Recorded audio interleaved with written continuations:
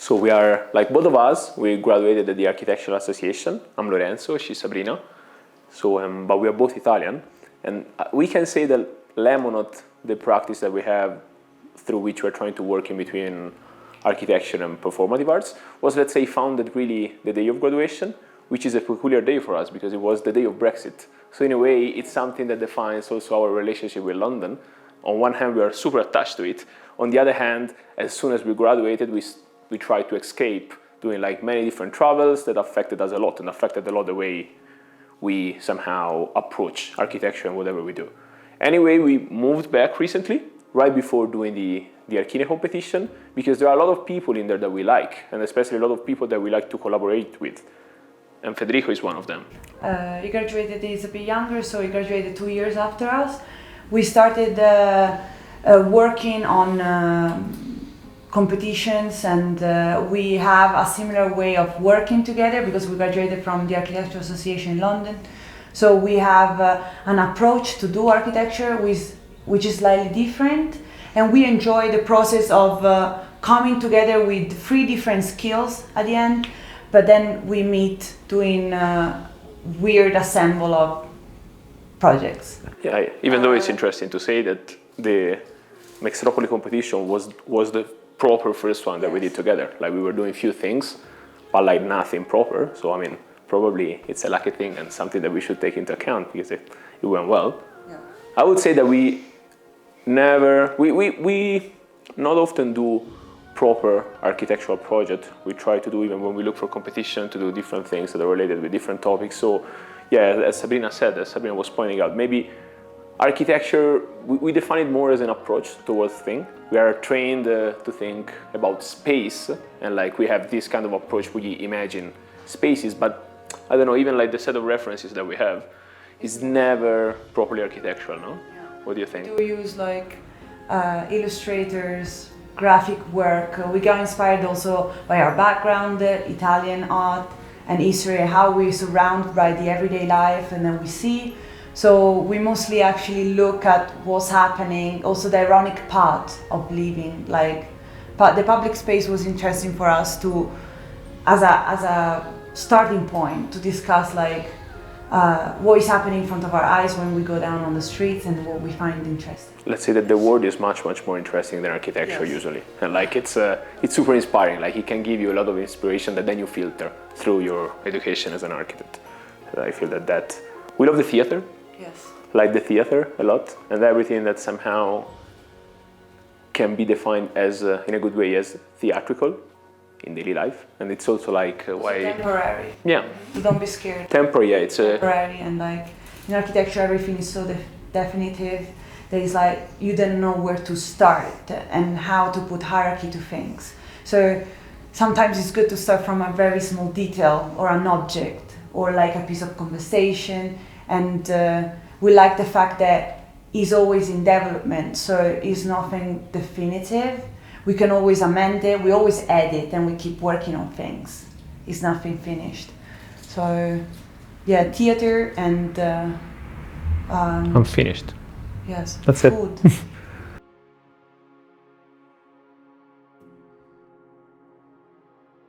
But first of all, we like the scale of the competition, meaning like it allows you to put together a piece of work that can be very special, again, a small architecture, but that you can understand it almost like as an inhabitable prop, I would say, like in that sense, bringing in the theatrical dimension.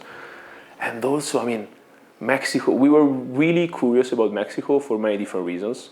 I've never been here before. It's my first time. Sabrina came here once, but like she always says good things about here. And yeah, I mean, we can even say, I don't know, maybe we want to talk a bit about that Lemonot started in Bolivia, so that South American, Latin American culture is something crucial for the development of what we do, even though Bolivia was our first trip in South America, no? I mean, it's interesting the fact that we almost, when we read the competition, we were always looking back at reference and what has been built. It was interesting the fact that it came straight away the idea of working with Chile, so like a product from here. And then what we thought is we were embracing the fact that we just look at colors at the beginning, and then we move into the fact of bringing people together in a square, but also creating a sort of environment which was enclosed. And we wanted to debate and try to find a way to link these two as like the everyday, ordinary, and almost a sacred space enclosed when everyone comes in and it feels like as an aura of calm outside like the main square in Mexico. Yeah, I feel this is interesting because if you think about it, how we work and we approach competitions and things that we have to do, it happens a lot of times that instead, I mean, of course, you do works that are bespoke for a specific competition or task that you have, but it might happen that you have in mind certain things that you want to do maybe a space that is made out of food, a space that has the characteristics that Sabrina was describing, and then you find a competition that really suits it. So, of course, you don't have the actual geometrical thing, but you know you want to work with something, and the case of MEXTRÓPOLI was that one. And then you were mentioning colors, no? Like we are really obsessed with the visual culture in general. Like with everything that is super expressive, super rich in terms of visual ingredients. And then I would say that both Mexican culture in general and both the actual space, the Alameda Central, even though we never saw it for real, or well, you did. But like the colors that we saw, we thought that could have been an appropriate place where to put together ideas that we had. So like back, it really reminded me the first time they came here to south of Italy. In Sicily, we have a lot of these spaces that are appropriated by the public, and then it turns out that you propose something, but then it's gonna be completely like shifted by how the people feel at the moment. So then I like the fact of seeing here how things were moving and changing so quickly, people going to a place, using it, coming back home, coming the next day and adding things and fragments to a project. The competition was started in Sicily. We were living in Sicily when we decided to do when we put, well, we did that, I would say, in between Sicily, Rome, and then we finalized it in London.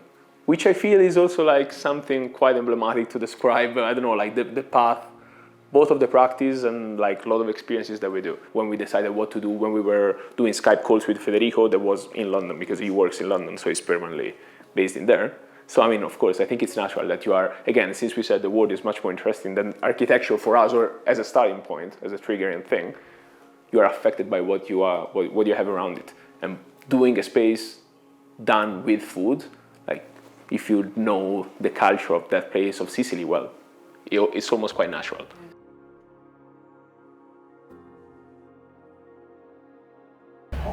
I think the most important point for us, and also talking with Federico, was the fact of being able to have people, to being able to recognize what is it that we're talking about straight away, because of the fact that we're using a chili, which is something that is like seen and used as a part of the tradition, part of the culture, and is seen in markets, is already seen in a public place usually. It's like that we're transferring a market feeling or like an exchange to Alameda Central. So the first thing was to almost translate how to approach architecture that can be a part of a dialogue with the people, because usually we talk about architecture with just architects, and then people are just outside of it, who is not in the field. I think as well, like how well this pavilion is going to be constructed, it's going to evolve through time. So like the colors is going to just change to the desensitization. Well, even though it's a short time, they technically dry. They dry. And the rain, no? And the rain, we were discussing, it's going to affect it a lot. How the weather can affect that, but as well like how kids and adults will react to that, because I think it's going to be a very strong feeling walking inside of it, but also how the pavilion itself can create shades. And like all these, like, I imagine, and I hope these chilies shading on the pavement and on the ground, and the difference between the light from the outside and this redness from the inside. To me the most important thing, and I mean it's also what you were saying, is that people, we would be super happy if people play with it. If there's a physical engagement with the architecture. Because that's the thing, something that we often don't like about certain I would say pavilions, that they are conceived almost as static totems, is that they become contemplative objects. Like you go there and you see them, and you don't do anything with them. Instead, we are super interested in developing a relationship with the human body, but not conceptual ones, physical ones. Like really having an architecture that I can touch, I can steal a piece, I would be nice if people just placing like their arms on top of the tables would feel the heat. Or even like an architecture that makes you suffer a bit. You go there and it's extremely hot. So in a way, in both ways, exactly. Yeah. So, but that produces new certain physical sensations. So that in the end, and I feel that could be the relationship with the theater. So you have a physical piece that, of course, it's static to a certain degree, but produces direct engagement in your body, and it transforms it into a performative device. How we talked about the pavilion at one point throughout the drawings of it when we were producing it, we were calling it the tunnel, like the corridor, or the cathedral, or we were passing like it's like a path, no? So at the end, we had also the idea of like having everyone coming in and then looking up and seeing that you are inside this sort of like... Inside the Chile.